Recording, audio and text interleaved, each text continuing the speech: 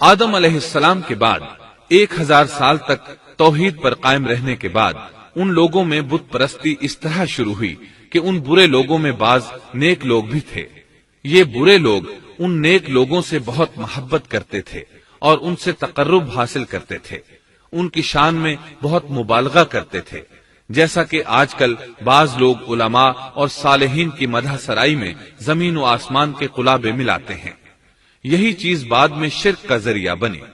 امام بخاری رحمت اللہ علیہ نے سورہ نوح آیت 23 میں اللہ کے فرمان اور انہوں نے کہا کہ ہرگز اپنے معبودوں کو نہ چھوڑنا اور نہ ود اور سوا اور یغوث اور یعوق اور نصر کو چھوڑنا کی تفسیر کرتے ہوئے ابن عباس رضی اللہ عنہما سے روایت کی ہے۔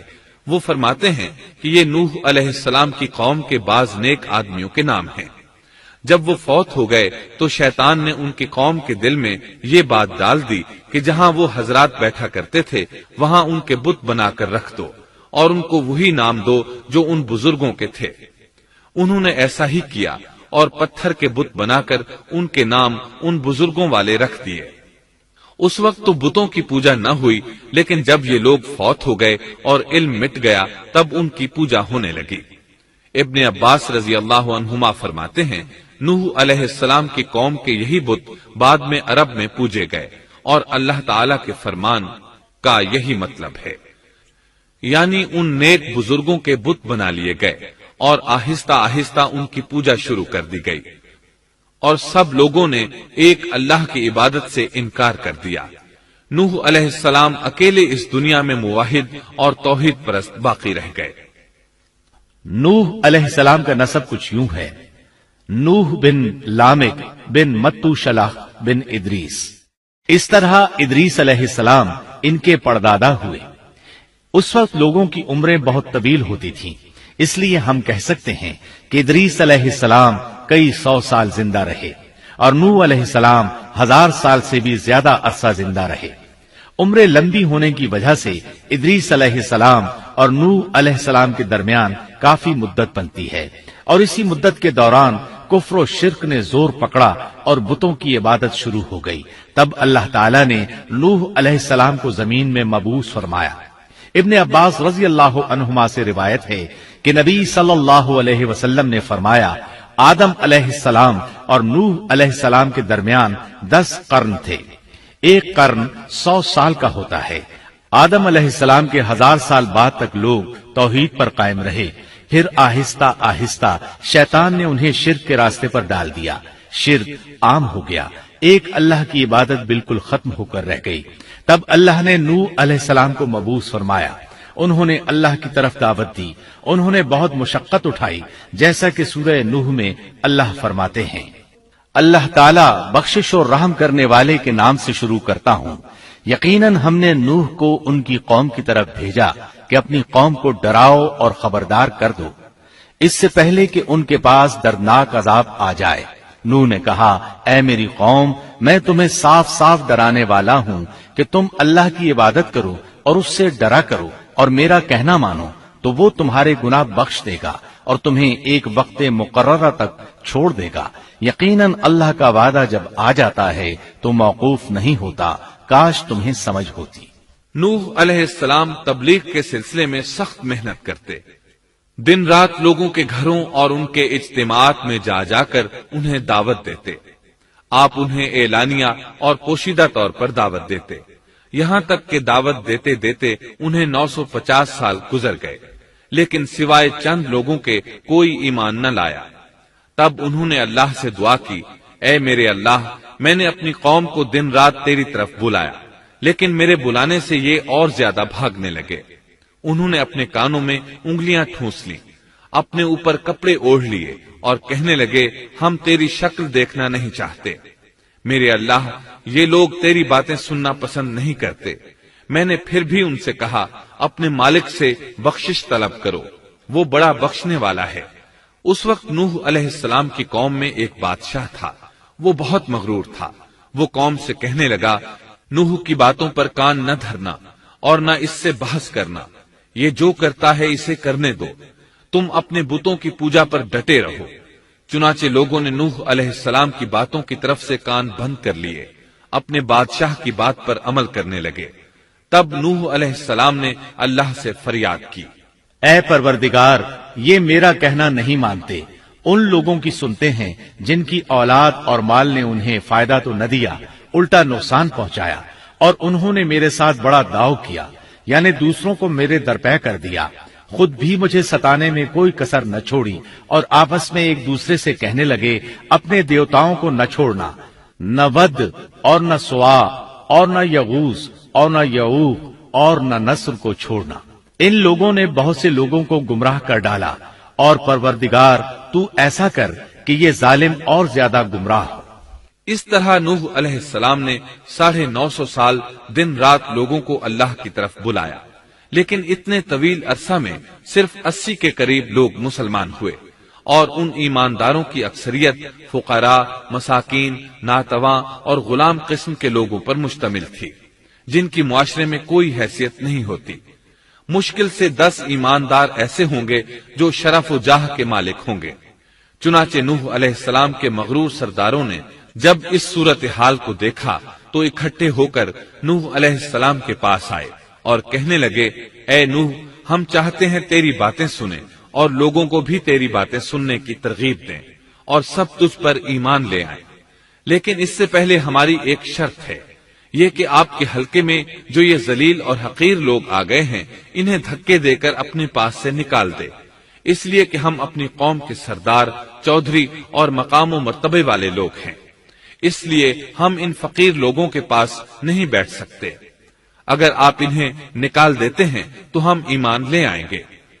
अल्लाह ताला ने नूह अलैहिस्सलाम की कौम के इन सरदारों की तरदीद सूरह हूद आयात 27 ता 31 में की है।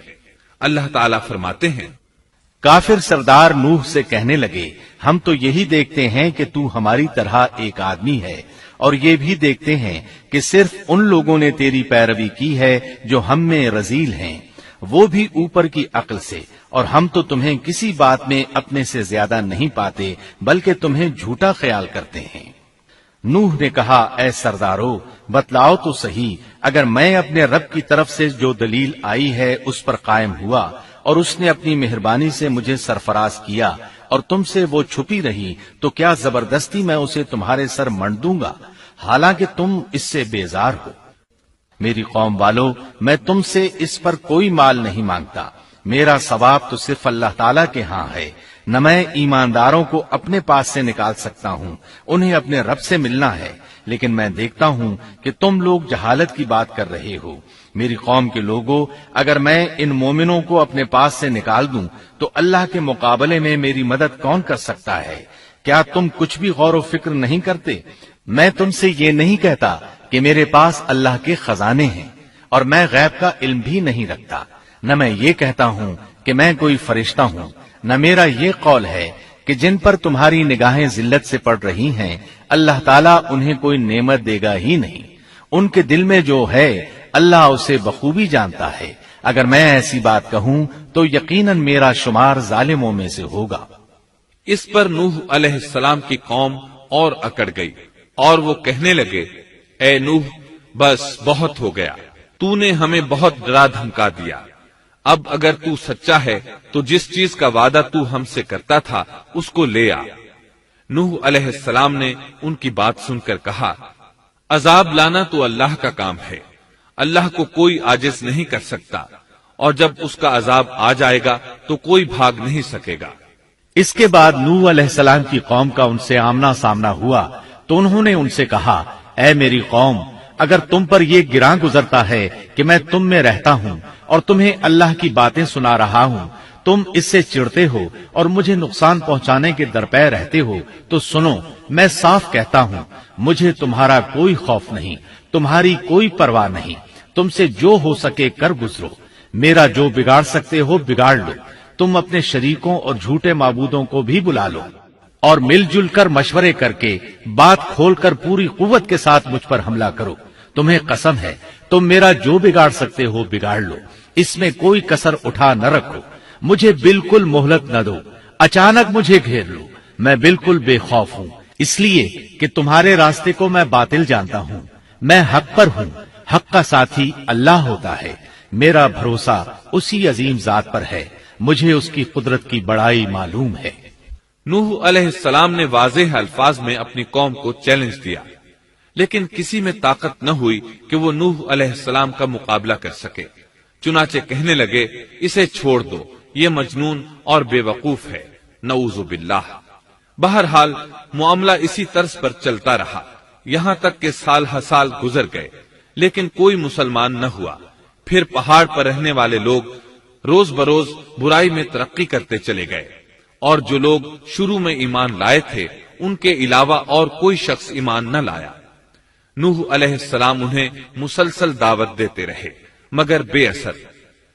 यहाँ तक कि अल्लाह ताला ने नूह अलैहिस्सलाम की तरफ वही की कि अब कोई शख्स ईमान नहीं लाएगा। अल्लाह ताला सूरह हूद में फरमाते हैं, नूह की तरफ वही की गई कि आपकी कौम में से जो ईमान ला चुके हैं उनके सिवा और कोई अब ईमान नहीं लाएगा, बस आप उनके कामों पर गमगीन न हो। मतलब ये था कि आप गम न करें, अल्लाह का हुक्म अब पूरा होने वाला है। गौर फरमाएं, नूह अलैहिस्सलाम के जज्बे को देखिए। मुसलसल 950 साल तक दावत देते रहे, लोग उन्हें झुठलाते रहे, लेकिन फिर भी उनसे नाउमीद न हुए।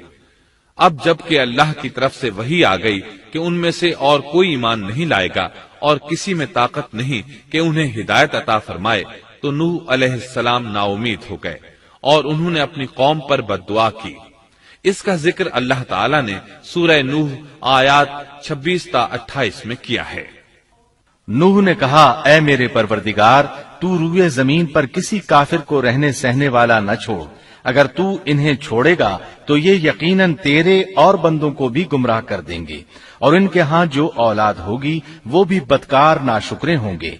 ऐ मेरे परवरदिगार, तू मुझे और मेरे माँ बाप को और जो भी ईमानदार होकर मेरे घर आए और तमाम मोमिन मर्दों और औरतों को बख्श दे, और काफिरों को सिवाय हलाकत के और कुछ न दे। अल्लाह ताला फरमाते हैं कि जब नूह अलैहिस्सलाम ने हमें मदद के लिए पुकारा तो फिर हमने उसकी मदद की और उसे एक बड़ी कश्ती बनाने की वही की। लेकिन नूह अलैहिस्सलाम नहीं जानते थे कि वो इतनी बड़ी कश्ती कैसे बनाए, और न ही वो बढ़ई थे कि इस काम से वाकिफ होते। इसलिए अल्लाह ताला ने उनकी तरफ ये वही की कि हमारी आंखों के सामने और हमारी वही के मुताबिक एक कश्ती तैयार करो। अल्लाह ने वही के जरिए उनकी रहनुमाई की कि वो इस तरह करें, और मजीद तालीम के लिए जिब्राईल अलैहिस्सलाम को भेज दिया। वो उन्हें बतलाते गए कि इस तरह कश्ती तैयार करो। नूह अलैहिस्सलाम एक पहाड़ पर रहते थे, उनके इर्द गिर्द दरख्त नहीं थे, न पानी था। चुनाचे उन्होंने बहुत से दरख्त उगाए, फिर उनको काटा और पहाड़ पर बैठकर कश्ती तैयार करते रहे। आप बड़े बड़े तख्ते बनाते और लोहा लाते और उनसे कील तैयार करते, फिर उन कीलों को तख्तों में ठोकते, आपस में उन तख्तों को मिलाते, यहाँ तक कि एक बहुत बड़ी मजबूत और देव हैकल कश्ती तैयार हो गई। एक रिवायत के मुताबिक नूह अलैहिस्सलाम ने उसको 100 साल में तैयार किया। ये थी वो कश्ती जिसे नूह अलैहिस्सलाम ने अल्लाह की हिदायत के मुताबिक तैयार किया था। सूरतुल कमर आयत 13 में इरशाद होता है, और हमने नूह को उस कश्ती में सवार किया जो तख्तों और कीलों से बनी हुई थी। नूह अलैहिस्सलाम ने दावत का काम छोड़ दिया और कश्ती बनाने लगे। वो लोग जब उन्हें कश्ती बनाते देखते तो उनका मजाक उड़ाते, कहते, नूह पहले तो तू नबी था, अब बढ़ई बन गया। मजीद कहते, ये कैसा मजनून है कि पहाड़ पर कश्ती बना रहा है, ताज्जुब है इस पर। अल्लाह ने उन काफिरों के मजाक का जिक्र सूरह हूद आयात 38 और 39 में किया है। नूह कश्ती बनाने लगे, उसकी कौम की जो जमात उसके पास से गुजरती वो उसका मजाक उड़ाती। वो कहते, अगर तुम हमारा मजाक उड़ाते हो तो हम भी तुम पर एक दिन हंसेंगे जैसे तुम मस्खरापन कर रहे हो। तुम्हें बहुत जल्द मालूम हो जाएगा कि किस पर अजाब आता है, जो उसे रुस्वा करे और उस पर हमेशा का अजाब उतर आए। इस कश्ती का हुलिया इब्ने अब्बास रजी अल्लाह अन्हुमा से एक रिवायत में यूं आया है। वो बयान करते हैं कि नूह अलैहिस्सलाम ने पहाड़ पर एक कश्ती तैयार की और उसे तारकोल से लथपथ किया। उसी वक्त से तारकोल का ज़ुहूर हुआ। इस कश्ती का तूल 300 गज, ऊंचाई 30 गज और अर्ज 50 गज था। ایک اندازے کے مطابق اس کا طول 1 کلومیٹر سے زیادہ تھا اور اس کی بلندی اور گہرائی کے بارے میں کہا گیا ہے کہ 30 ہاتھ تھی، اور یہ کشتی عام کشتیوں کی طرح اوپر سے کھلی ہوئی نہیں تھی، بلکہ جس طرح اس کو نیچے سے بند کیا گیا تھا اسی طرح اوپر سے بھی بند کیا گیا تھا، تاکہ اوپر سے جو بارش برسے وہ انہیں نقصان نہ دے، اور جس طرح نیچے والے غرق ہونے سے محفوظ رہیں اسی طرح اوپر والے بھی محفوظ رہیں۔ گویا وہ ایک گیند کی مانند تھی۔ اس میں الگ الگ 3 درجے بنائے گئے تھے، ہر درجے میں ایک دروازہ تھا، اور یہ 3 دروازے اس طرح تھے کہ ہر دروازے کے اوپر ایک دروازہ تھا۔ یہ اس کشتی کا حلیہ تھا جس کے راوی ابن عباس رضی اللہ عنہما ہیں۔ یہ کشتی آج بھی موجود ہے۔ اللہ تعالیٰ نے اس کشتی کو بطور عبرت اور نشانی کے باقی رکھا ہے، جیسا کہ اللہ تعالیٰ فرماتے ہیں، اور بے شک ہم نے اس واقعے کو نشانی بنا کر باقی رکھا، پس ہے کوئی نصیحت حاصل کرنے والا۔ اس صدی میں علماء کے ایک گروہ نے اس کشتی کو ترکی کے ایک پہاڑ پر پا لیا ہے۔ اب وہ 2 ٹکڑوں میں تقسیم ہو چکی ہے۔ اس کا حلیہ وہی تھا جو بیان ہوا۔ اللہ کا فرمان سچا ثابت ہو گیا کہ ہم نے اس کو نشانی بنا کر باقی رکھا ہے۔ اس کے بعد طوفان آیا۔ اللہ تعالیٰ نے نوح علیہ السلام کو اس طوفان کے ظہور کی ایک نشانی اور علامت بتلائی تھی۔ نوح علیہ السلام کے گھر میں ایک تنور تھا۔ اللہ نے فرمایا، جب یہ تنور جوش مارنے لگے اور پانی اس سے ابلنے لگے تو سمجھ لینا اللہ کا وعدہ آ گیا۔ چنانچہ اس وقت مومنوں کو اور اپنے اہل و عیال کو اور زمین پر بسنے والے تمام جانوروں کا جوڑا جوڑا اس کشتی میں سوار کر لینا۔ تنور سے کیا مراد ہے، اس کے متعلق مفسرین میں اختلاف ہے۔ بعض کہتے ہیں کہ اس سے مراد ایک چشمہ ہے جو زمین سے نکلتا ہے، لیکن راجح روایات کے مطابق اس سے مراد معروف تنور ہے جس میں آگ جلا کر روٹیاں پکائی جاتی ہیں۔ یہ تنور نوح علیہ السلام کے گھر میں تھا، اور اسی کو اللہ نے طوفان کے آنے کی علامت بتایا اور فرمایا کہ جب یہ پھوٹ پڑے اس وقت ہر چیز کا جوڑا جوڑا کشتی پر سوار کر لینا۔ اللہ تعالیٰ سورہ ہود آیت 40 میں فرماتے ہیں، یہاں تک کہ جب ہمارا حکم آ پہنچا اور تنور ابلنے لگا، ہم نے کہا اس کشتی میں ہر قسم کے جوڑے دوہرے سوار کر لے، اور اپنے گھر کے لوگوں کو بھی سوائے ان کے جن پر پہلے سے بات پڑ چکی ہے، اور سب ایمان والوں کو بھی۔ اس کے ساتھ ایمان لانے والے بہت ہی کم تھے۔ کشتی میں سوار ہونے والوں کی تعداد 80 بتائی جاتی ہے۔ چنانچہ جب تنور جوش مارنے لگا تو نوح علیہ السلام کشتی میں سوار ہو گئے۔ کشتی ان کی بستی میں لوگوں سے دور پہاڑ پر تھی۔ اللہ کی قدرت کہ تمام قسم کے جانور بھی کشتی کے پاس آ گئے۔ نوح علیہ السلام نے انہیں بھی سوار کر لیا۔ اللہ تعالیٰ سورۃ القمر آیات 11 اور 12 میں فرماتے ہیں، پس ہم نے آسمان کے دروازوں کو زور کی بارش سے کھول دیا اور زمین کے چشموں کو جاری کر دیا، پس اس کام پر جو پانی مقرر کیا گیا تھا خوب جمع ہو گیا۔ آسمان سے نازل ہونے والا اور زمین سے نکلنے والا پانی کتنا تھا، اس کا اندازہ اللہ ہی کو ہے۔ بہرحال اس پانی نے زمین پر رہنے والے انسان، چوپائے، حیوانات، غرض ہر چیز کو غرق کر دیا۔ اس بارے میں اللہ فرماتے ہیں، نوح نے اپنی قوم سے تنگ آ کر ہمارے حضور دعا کی، ہم تو ہیں ہی بہترین طور پر دعاؤں کے قبول کرنے والے۔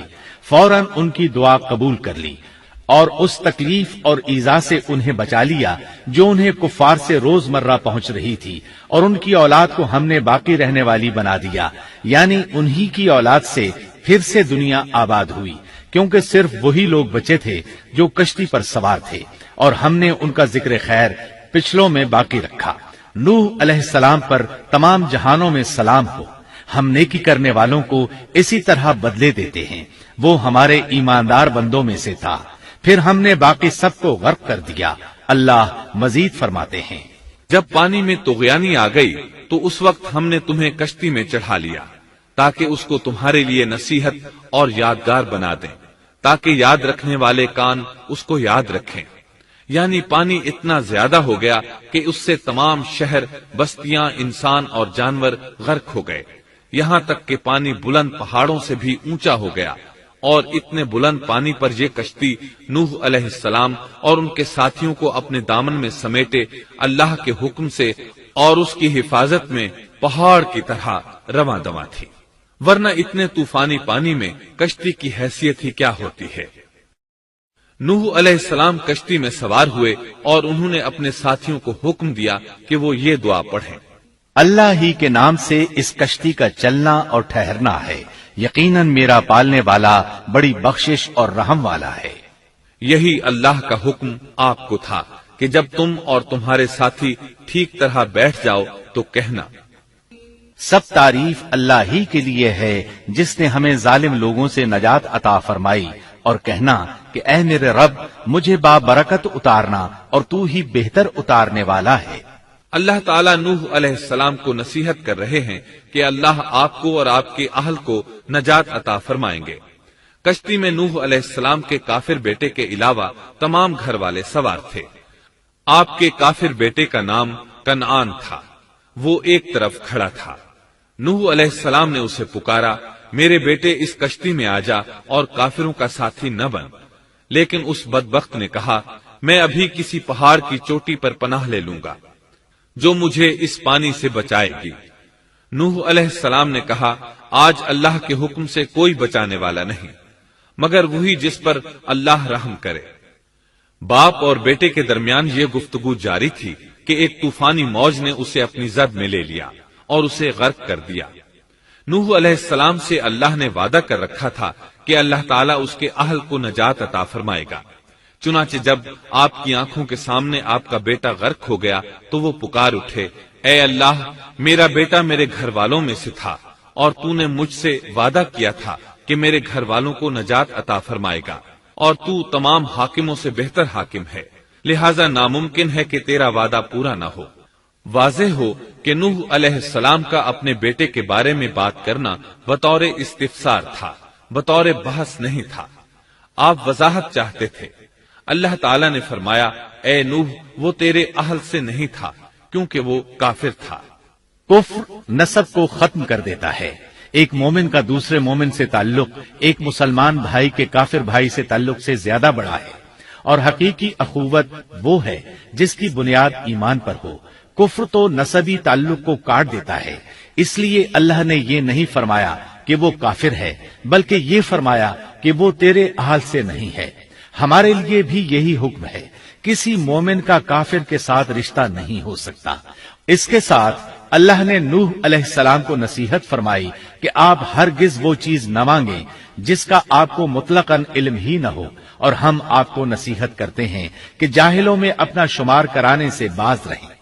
جب نوح علیہ السلام یہ بات جان گئے کہ ان کا سوال واقعے کے مطابق نہیں تھا تو فوراً اس سے رجوع کر لیا اور اللہ تعالیٰ سے اس کی رحمت اور مغفرت کے طالب ہوئے۔ اس موقع پر انہوں نے دعا کی۔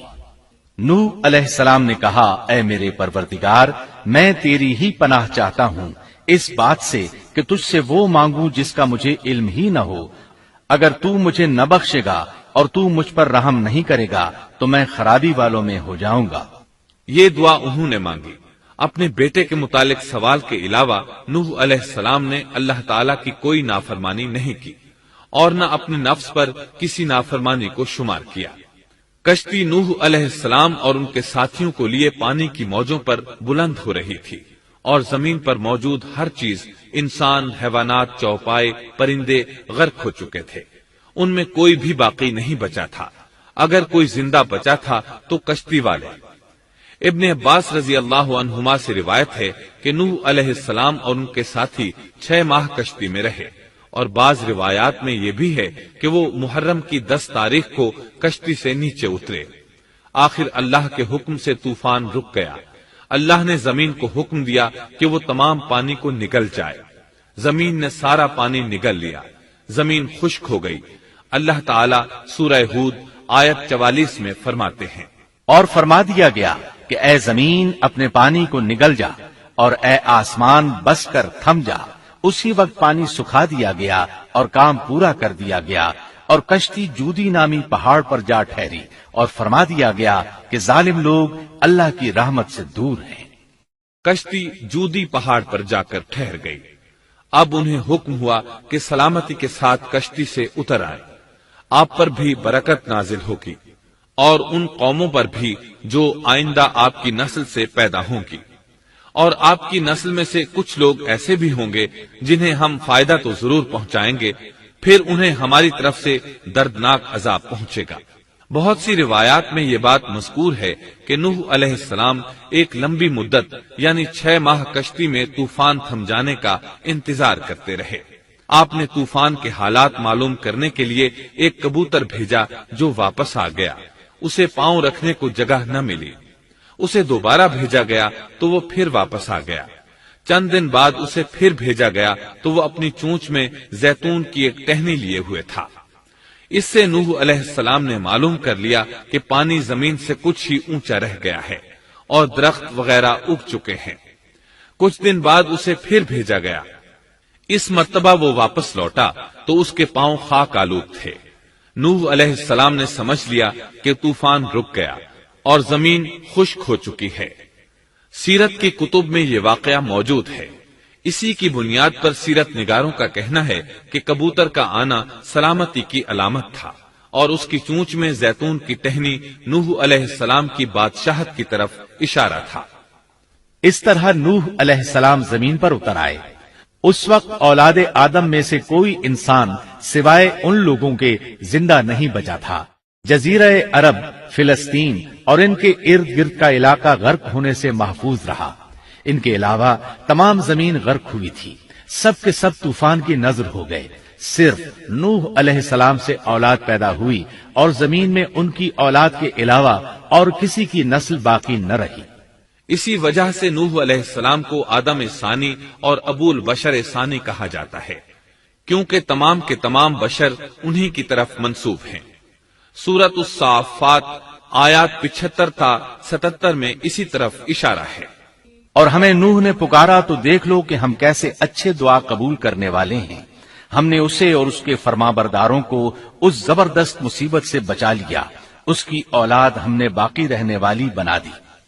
ایک دوسرے مقام پر اللہ تعالیٰ دیگر امم اور رسولوں کے متعلق کلام کرتے ہوئے فرماتے ہیں، اے ان لوگوں کی اولاد جنہیں ہم نے نوح کے ساتھ چڑھا لیا تھا، وہ ہمارا بڑا ہی شکر گزار بندہ تھا۔ نوح علیہ السلام کے 3 بیٹے تھے، سام، حام اور یافس۔ سام کی نسل زیادہ تر سفید رنگت کی تھی اور بہت کم لوگ ان میں سیاہ فام تھے، البتہ کچھ ان میں گندمی تھے۔ حام کی اولاد کی اکثریت سیاہ فام تھی، ان میں بہت کم لوگ سفید رنگ کے تھے، اور یافس کی اولاد سرخی مائل رنگ کی تھی۔ عرب اور بنو اسرائیل سام کی اولاد ہیں، تمام حبش حام کی اولاد ہیں، ترک اور مشرقی ایشیا کے لوگ یافس کی اولاد ہیں۔ طوفان کے بعد نوح علیہ السلام اللہ کے بندوں میں 350 سال تک زندہ رہے، اور وہ اللہ کے قول عبدن شکورن کے مصداق تھے۔ پھر نوح علیہ السلام فوت ہو گئے۔ راجح ترین روایات کے مطابق آپ مکہ میں دفن ہوئے۔ ایک دوسری روایت کے مطابق آپ لبنان میں دفن ہوئے۔